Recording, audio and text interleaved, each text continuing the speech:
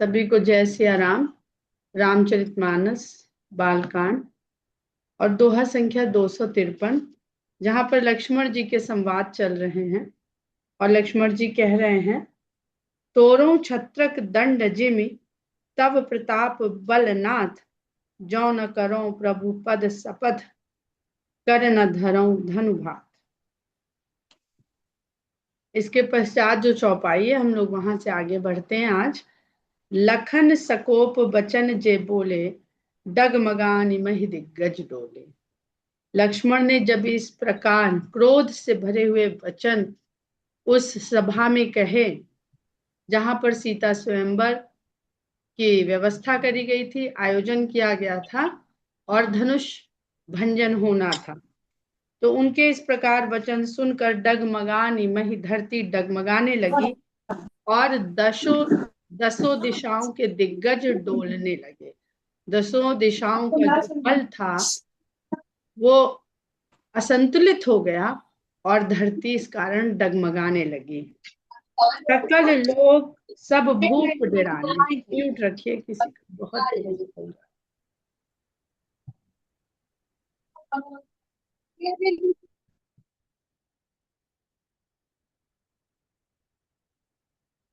सकल लोग सब भूप डिराने, सिंहि हरसु जनक सकुचाने।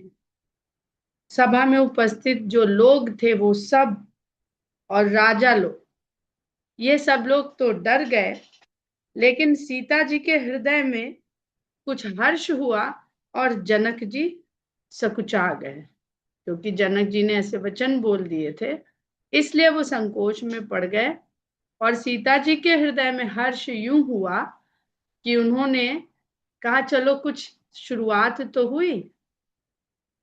किसी ने वो उठाया तो प्रसंग कि जो तोड़ने वाला यहाँ बैठा है उसको किसी उस तरफ, उस दिशा तो मुड़ी, रघुवंश की ओर दिशा तो मुड़ी। गुरु रघुपति सब मुनि मन माही, मुदित भय पुनि पुनि पुल काही। राम के गुरु, आज गुरु पूर्णिमा है, तो गुरु के प्रभाव को भी यहाँ पर समझने का प्रयास करिएगा कि राम के गुरु और अन्य मुनि गण जो वहां पर उपस्थित थे, मुदित भय, सब मोद से भर गए, और मोद के कारण पुनि पुनि पुल काही, बार बार पुलकित हो रहे हैं। सयन ही रघुपति लखन निवारे, प्रेम समेत निकट बैठारे। राम ने इशारे से लक्ष्मण को मना किया, इस प्रकार का व्यवहार करने से मना किया, और बड़े प्रेम के साथ अपने निकट बैठा दिया। अब यहाँ पर राम का व्यवहार, उनकी मर्यादा और उनका शील देखने लायक है। गुरु के सामने राम बोले नहीं, क्योंकि आज्ञा देने का, आदेश देने का काम तो गुरु का है। गुरु के सामने अगर राम बोल दें तो इसका अर्थ क्या हुआ कि वो अपने आप को गुरु से ज्यादा बड़ा या ज्यादा समझदार मान रहे हैं। तो बस इतना ही इशारा किया जिसको लक्ष्मण देख सके, और बड़े प्रेम के साथ अपने पास बैठा लिया।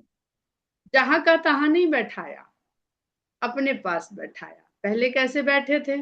गुरु विश्वामित्र बैठे थे, एक और राम बैठे थे, एक और लक्ष्मण बैठे थे।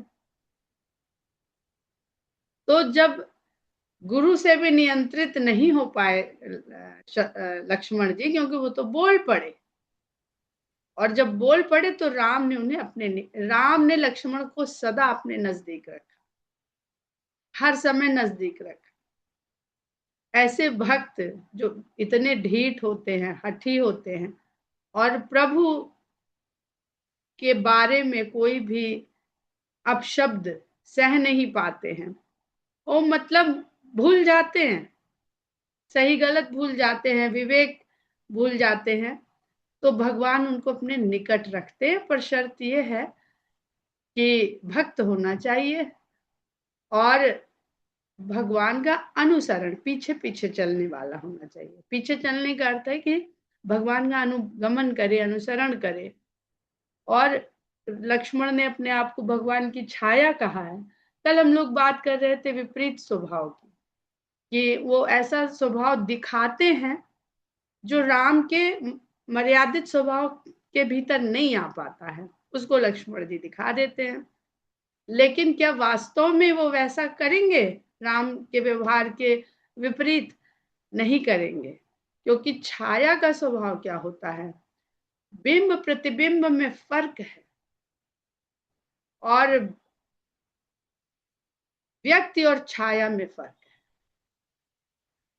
बिंब प्रतिबिंब दिखने में समान है पर विपरीत है। दिखने में शक्ल वही दिखेगी, पहले भी हम लोगों ने इसका किसी प्रसंग में जिक्र किया था इस उदाहरण का। शक्ल वही दिखेगी पर सब दायां बायां हो जाएगा, सब बायां दायां हो जाएगा। यानी जो अनुकूल लगता है वो प्रतिकूल हो सकता है, जो प्रतिकूल लगता है वो अनुकूल हो सकता है। बिंब प्रतिबिंब में, यानी जो हम दर्पण में देखते हैं, उसमें ये दुविधा है।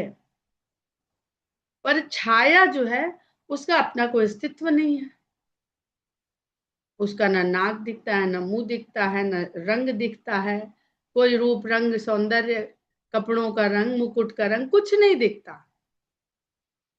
केवल आकृति भर दिखती है जिस व्यक्ति की छाया है। तो अगर व्यक्ति हाथ उठाएगा तो ही छाया हाथ उठाएगी, और व्यक्ति दायां हाथ उठाएगा तो छाया दायां ही हाथ उठाएगी। व्यक्ति बायां हाथ उठाएगा तो छाया बायां ही हाथ उठाएगी। तो छाया और प्रतिबिंब में फर्क समझने का प्रयास करिए। जो संसार है, जगत है, वो प्रतिबिंब है, सत्य का प्रतिबिंब है। और लक्ष्मण जी हैं, या माता सीता को भी कहीं कहीं कहा गया है, परिस्थिति अनुसार, प्रसंग अनुसार गोस्वामी जी ने बातों को लिया है, कहा है। विश्वामित्र समय शुभ जानी। लक्ष्मण जी तो गुस्सा करने लगे, तो होना क्या चाहिए था कि अभी तक तो अन्य राजा ही कसमसा रहे थे, जब लक्ष्मण जी भी कसमसा उठे तो ये तो लड़ाई झगड़े का बढ़िया अवसर बन रहा है। चाहे तो अभी तलवारें म्यान से खिंचाएं, लेकिन ये गुरु ही जानता है कि जो दिख रहा है वो उसका कारण क्या है, उसका उद्देश्य क्या है। तो विश्वामित्र समय शुभ जाने, विश्वामित्र ने कहा अब वो शुभ समय आ गया। बोले अति स्नेह में वाणी, और अत्यधिक स्नेहमय वाणी से वो बोले। क्या बोले? उठहु राम भंजहु भव चापा, मेटहु तात जनक परिताप। दोनों बातें कह दी कि लक्ष्मण जी तो बिल्कुल ऐसे लग रहा है कि अभी उठाएंगे, तोड़ फोड़ के दौड़ के, पूरे कह रहे हैं ना कि मैं लेके जहां तक कहिए वहां तक दौड़ा चला जाऊं। उठाने को कह रहे हैं तो उठा भी सकता हूँ, तोड़ने को कह रहे हैं मैं तोड़ तो ऐसे चढ़ सकता हूँ। जितनी बातें जनक जी ने कही, और प्रत्यंचा चढ़ाने को कह रहे हैं तो कमलनाल की तरह प्रत्यंचा चढ़ा सकता हूँ, सब कुछ कर सकता। तो विश्वामित्र जी राम से कहते हैं कि उठो राम, और शिव धनुष का भंजन करो। भव चाप, भव माने शिव भी, भव भवानी, और भव माने जगत भी, जहां होता रहता है। तो इस संसार का जो चाप है, जो बड़ा कठोर है, कठिन है, दुर्गम है, अहंकार ही तो है।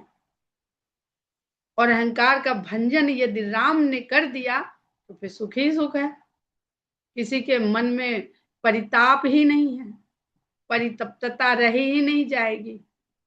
तो धनुष तोड़ना तुम्हारा उद्देश्य नहीं है। हे तात, तुम तो जनक का परिताप मिटाओ। अहंकार को तोड़ करके, शिव धनुष को तोड़ के तुम्हें उसको अपने ऊपर धारण नहीं करना है कि गुरु विश्वामित्र नहीं कह सकते तुम तोड़ सकते हो, तुम जाओ तोड़ो, दिखा दो आज इनको। नहीं, केवल जनक का परिताप हरना, मिटाना तुम्हारा उद्देश्य है। सुन गुरु बचन चरण सिर नावा। गुरु के वचन सुन करके राम ने उनके चरणों में शीश नवाया। हरस पिसादु न कछु रावा। न हर्ष आया उनके हृदय में, न विषाद आया। हर्ष किस बात का? अगली चौपाई भी पढ़ लें, फिर इस इसका अर्थ समझते हैं। ठाढ़े भये उठ सहज सुभाए, उठकर बिल्कुल सहज स्वाभाविक तरीके से खड़े हो गए। और ठमनी जुबा मृग राज उलझाए, और जो उनके खड़े होने का, जिसको कहते हैं ठमन यानी पॉस्चर, जो उनके खड़े होने की मुद्रा है, उसको देख करके युवा मृगराज भी लजा जाए। अब हर्ष विषाद क्यों नहीं आया? क्योंकि अरे हम तो तोड़ ही देंगे, हम तो पहले ही जानते थे तोड़ देंगे, अब तो भाई बहुत मर्यादित है, गुरु ने आज्ञा दे दी, तो ये जान करके कि हम तोड़ देंगे, सीता को वर लेंगे, ये हर्ष जिससे राजा भर रहे थे वो भी उनके हृदय में नहीं आया। राजा इसी यही सोच सोच के तो हर्षित हो रहे थे, मेरी बारी आए और हम तोड़े और सीता तो मेरी। तुम्हारे खुशी के वो अंदर अंदर फूल रहे थे, और जब तोड़ नहीं पा रहे थे तो विषाद से भर रहे थे। तो उनके हृदय में न हर्ष आया न विषाद आया, सहज स्वभाव से उठकर खड़े हुए। उदित उदयगिरि मंच पर रघुबर बाल पतंग, विकसे संत सरोज सब हर से लोचन भ्रंग। जब राम उठ करके खड़े हुए, अभी तक तो बैठे थे, भले ही उनका मंच और मंचों से ऊंचा था, ये हम लोगों ने आरंभ में पढ़ा। तो उदित उदयगिरि मंच पर, मंच जो उनका ऊंचा था, उसमें उदयगिरि, जहां से सूर्योदय होता है। हम लोग जब देखने जाते हैं सूर्योदय पूर्व की तरफ, भारत के पूर्वोत्तर प्रदेशों में, तो कितना ऊंचाई पे चढ़ के जाना पड़ता है कि पहले से पहले फूटे किरण और हम देख सके। बहुत ऊंचाई पे, तो ऊंचाई पे तो चढ़ना पड़ता है उदित होते हुए सूर्य के दर्शन करने के लिए।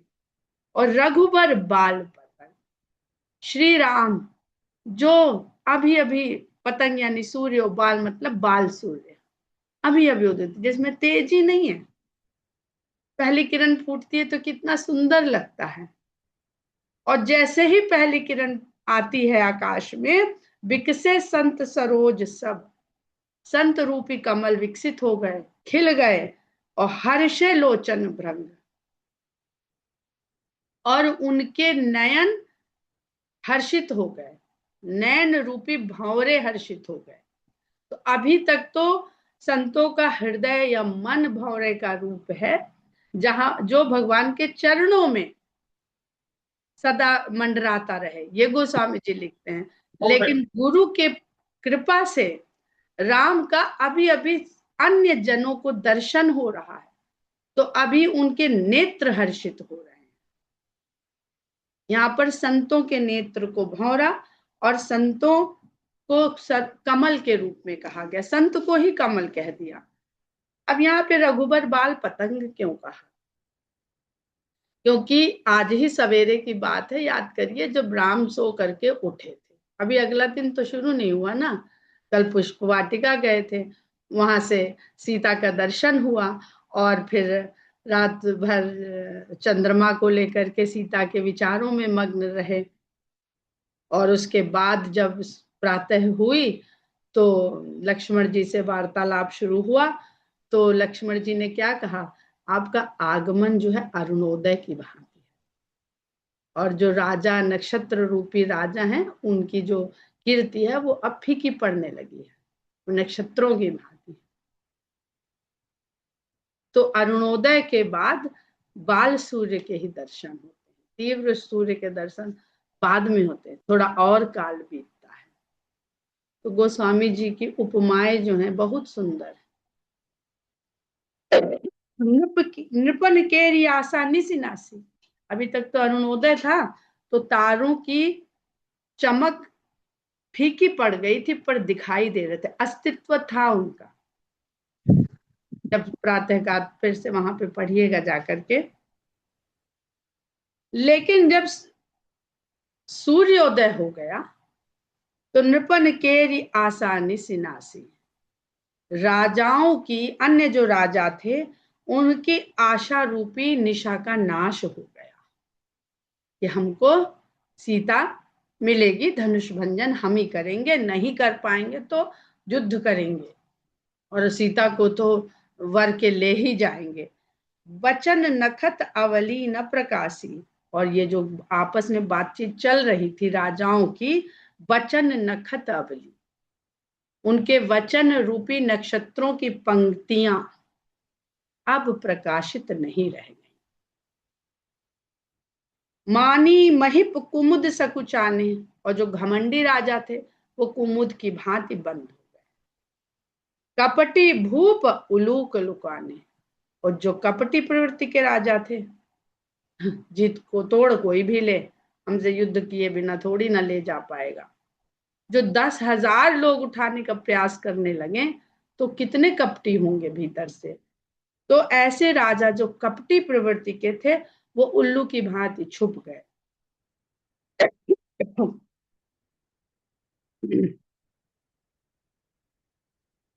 भय बिशोक कोक मुनि देवा, बरी सही सुमन जनावहि सेवा।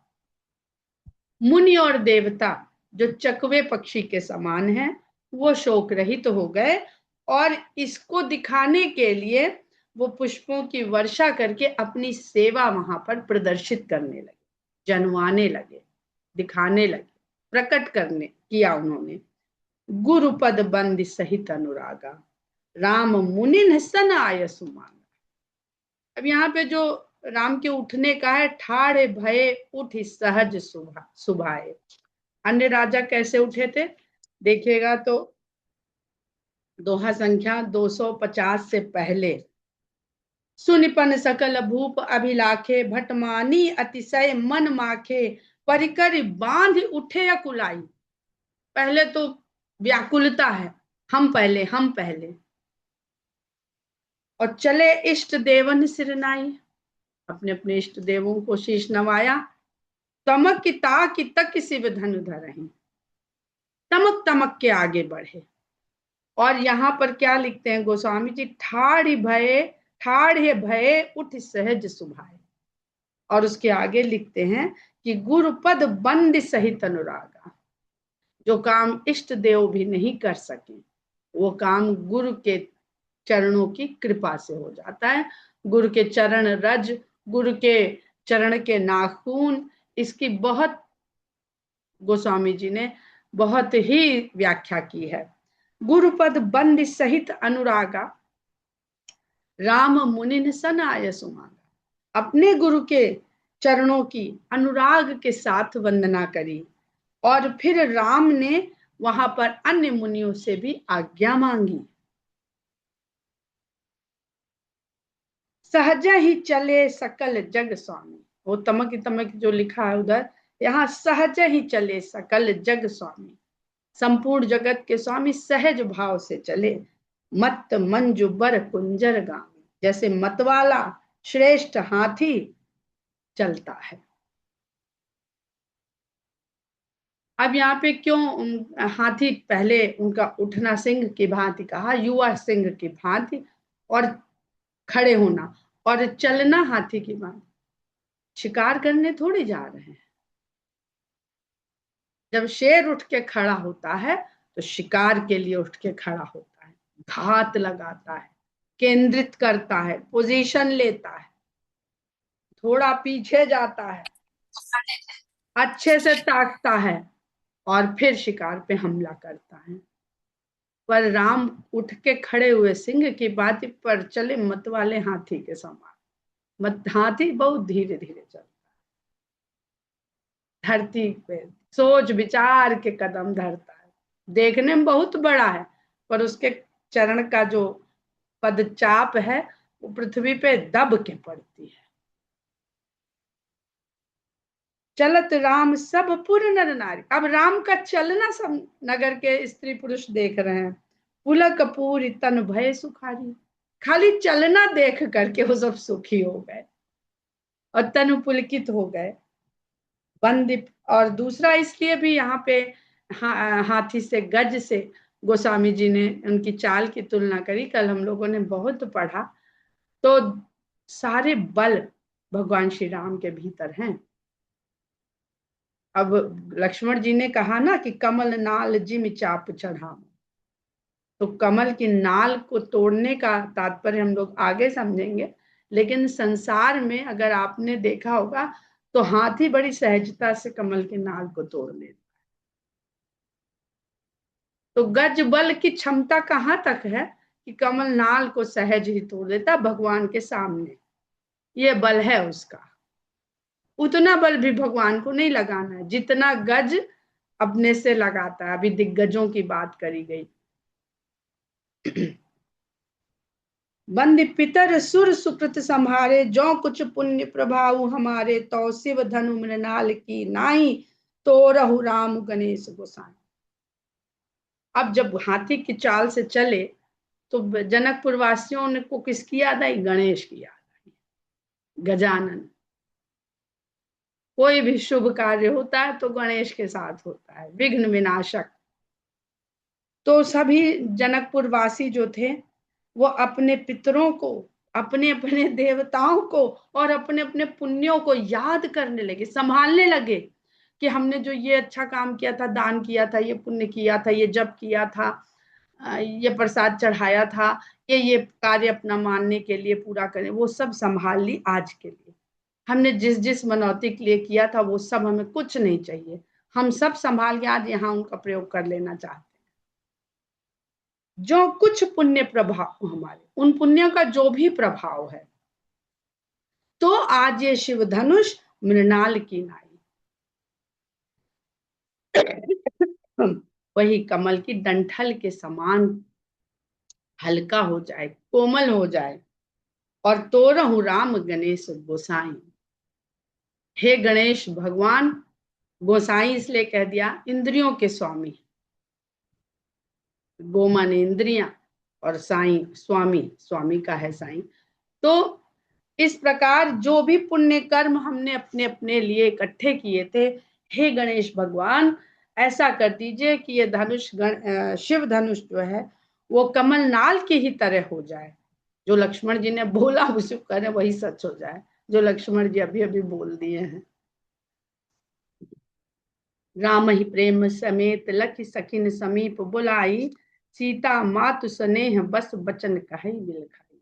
ये सुनैना और मैना का, दोनों माताओं का तुलना करना बहुत आवश्यक है।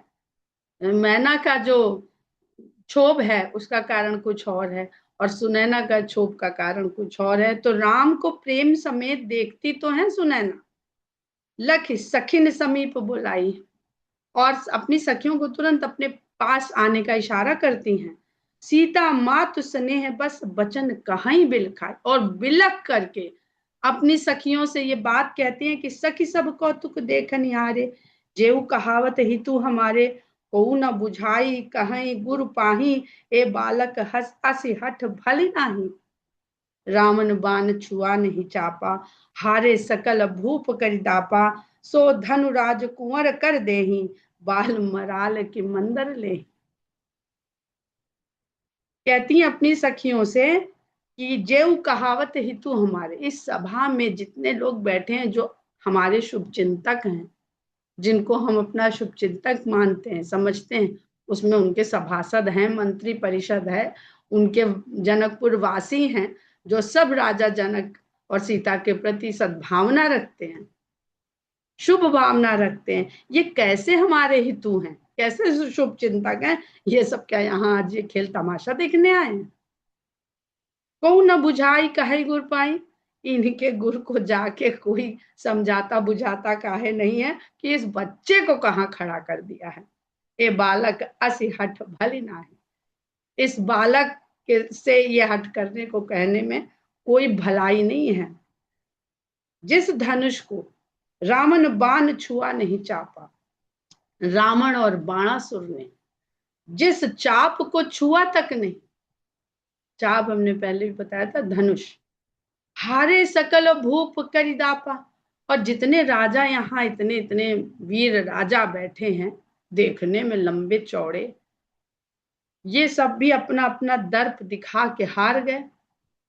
सो धनुराज कुंवर कर दे ही, उस धनुष को इस राजकुमार के हाथ में दे रहे हैं, देने को कह रहे हैं गुरु। बाल मराल की मंदर ले ही, बाल मराल हंस का बच्चा कमल के पास कौन जाता है? या हाथी जाता है या हंस जाता है। हंस तो आसपास डोलता है और हाथी जाता है तो तोड़ देता है, कम नाल पकड़ के उठा लेता है। लक्ष्मी जी की फोटो में आप लोगों ने अक्सर देखा होगा। उसके सब तात्पर्य समझने का प्रयास करिए इन चित्रों के। तो कहती है हंस के बच्चे के ऊपर मंदराचल पर्वत रखना चाह रहे हैं। अब वही आ गई ना बात, जब गोस्वामी जी ने सीता माता के सौंदर्य की उपमा लक्ष्मी से करनी चाही, तो उन्होंने मंदराचल की समुद्र मंथन हुए ऐसा कि जिसका जल कैसा होए, जिसमें रस्सी किसकी होए, वो वासुकी नाग की ना होए, जल खारा ना हो समुद्र का, और देवता और असुर ना हो एक तरफ, नहीं तो उसमें दोष आ जाएगा। कामदेव स्वयं मत हैं, मंदराचल कौन सा होए, पर धरा जाए इन्हीं प्रभु की पीठ पर कच्छप। कच्छप न बदले, क्योंकि कच्छप तो विष्णु है, और विष्णु से ही राम का रूप अब में अवतार हुआ है, और सीता माता को इन्हीं राम को मिलना है। तो वही कह रही हैं सुनैना, ये उनको राम में वो मंदराचल पर्वत को धारण करने की शक्ति माता में नहीं दिख रही है। माता में कहीं ना कहीं मोह और ममता का समावेश होता ही इसके कारण सुनैना यानी सुंदर दृष्टि वाली होते हुए भी, सुनैना वो नैन जो सत्य को देख सके। मैना तो खाली चौ चौ चौ चौ चौ चौ करती है, लेकिन सुनैना के पास ऐसी दृष्टि है।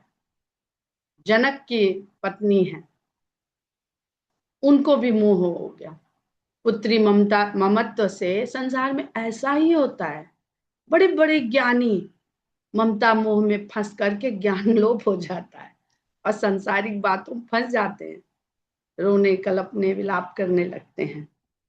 भूप से आनप सकल सिरानी, सखी विद गति कछु जाति न जानी। और राजा तो बड़े सयाने हैं, बड़ा सयानापन है उनके भीतर। क्या वो सयानापन भी उन्होंने सिरा दिया, विसर्जित कर दिया, समझदारी अपनी सारी सिरा दी।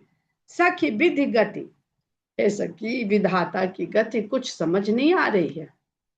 बोली चतुर सखी मृदुबानी, तेजवंत लघु कनिय नारानी। बड़ी चतुर सखी थी। विदेह नगर की सखियां बड़ी चतुर हैं, चाहे वो सीता के साथ गई हैं और चाहे वो सुनैना के समीप खड़ी हैं। तो चतुर सखी मधुर वाणी में कोमल वाणी में बोलती है कि हे रानी, किसी के तेज को उसके आकार से, छोटा बड़ा होने से मत गणना करिए। ये कोई गणना है कि छोटा है तो वो ये नहीं कर सकता। उसका आकार देख करके मत उसके सामर्थ्य को आंकिए। कहा कुंभज कहाँ सिंधु अपारा, सोख्यों सुजसु सकल संसारा। कहा कुंभज ऋषि जो कुंभ से जन्मे, घड़े से जन्मे, और कहा अथाह समुद्र, और उन्होंने उसको सोख लिया और संसार में उन्होंने सुयश को प्राप्त किया। रवि मंडल देखत लघु लागा, उदय तासु त्रिभुवन तम भागा। रवि सूर्य का जब उदय होता है तो देखने में तो इतना बड़ा है, और रात का अंधेरा कहाँ तक होता है, जहां तक नजर फेंकिए अंधेरा ही अंधेरा, और छोर नहीं होता अंधेरे का। तो रवि मंडल, रवि देखने में लघु है, लेकिन उदयतास, उसके उदय मात्र से त्रिभुवन तम भागा, तीनों लोकों का अंधकार भाग जाता है। मंत्र परम लघु जासु बस, विधि हरि हर सुर सर्व, महामत गजराज कहूं बस कर अंकुश खर्ब।